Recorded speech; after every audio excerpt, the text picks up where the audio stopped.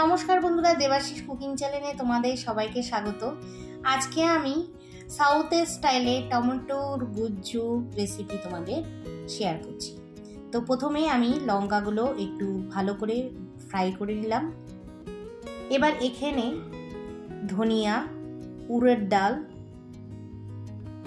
মেথি, জিরা, চানা ডাল, তুহুর ডাল সব একসঙ্গে ফ্রাই করব। আর এর মধ্যে ছোট সর্ষে, গোলমরিচ ভালো করে ফ্রাই করে, বেশি কিন্তু ফ্রাই করব না, হালকা ব্রাউন হবে তখন আমি এটাকে নামিয়ে ঠান্ডা করে পাউডার করে নেব। আমার এই পাউডারটা তোমাদের কাছে শেয়ার করার একটাই উদ্দেশ্য, কারণ এই পাউডারটা হচ্ছে নাম সাম্বার পাউডার। অলরেডি আমার কাছে রেডিমেড সাম্বার পাউডার আছে, তো তোমাদের কাছে হয়তো সাম্বার পাউডার পাওয়া যাবে না, তার জন্য আমি একটা সাম্বার পাউডার বানিয়ে তোমাদের দেখালাম। এবার প্যানের মধ্যে আমি একটুখানি তেল দিয়ে, আর তেলটা কিন্তু একটু বেশি দিতে হবে টমেটো গুজ্জুতে, তো আমি এখানে ছোট সর্ষে ফোড়ন দিলাম আর জিরা ফোড়ন দিলাম।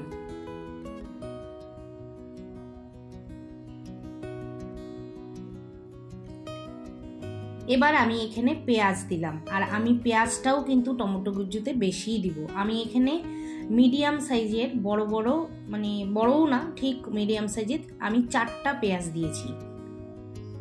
তোমাদের কাছে যদি বড় পেঁয়াজ থাকে তাহলে তোমরা 3টে দেবে। এর মধ্যে আমি কারি পাতা দিয়ে দিলাম, আর সাউথের যেহেতু রান্না কারি পাতা পড়বে না এটা কোনো কথাই না।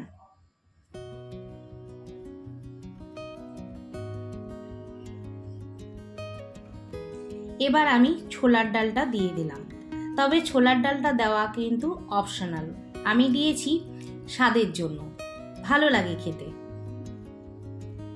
তোমরা চাইলে কিন্তু স্কিপ করতে পারো। এবার হালকা ব্রাউন কালারে চলে আসলে পেঁয়াজটা, আমি এর মধ্যে টমেটো দিয়ে দেব, আর টমেটোটা তোমরা আন্দাজ মতোই দিতে পারো। টমেটো দেওয়ার পরে লবণ দিয়ে আমি আবার একটুখানি নেড়ে নেব। এটা রুটি আর পরোটার সঙ্গে খেতে এত ভালো লাগে, ট্রাই করলে তোমরা নিশ্চয়ই বুঝতে পারবে। তো আমি এখানে ঘন ঘন নেড়ে আমি টমেটোগুলোকে মানে থেতো করে দিচ্ছি যাতে মিশে যায়।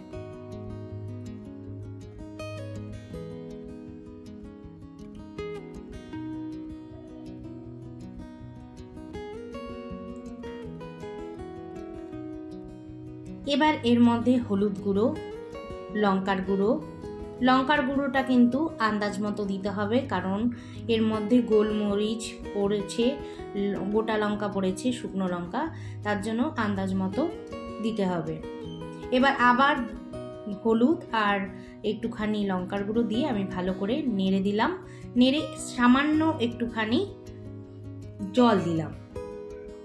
এবার যে আমি সাম্বার পাউডারটা বানিয়েছিলাম সেটা আমি 3 থেকে 4 চামচ দেব, মানে যতটা বেশি দেব ফ্লেভারটা কিন্তু ভালো আসবে।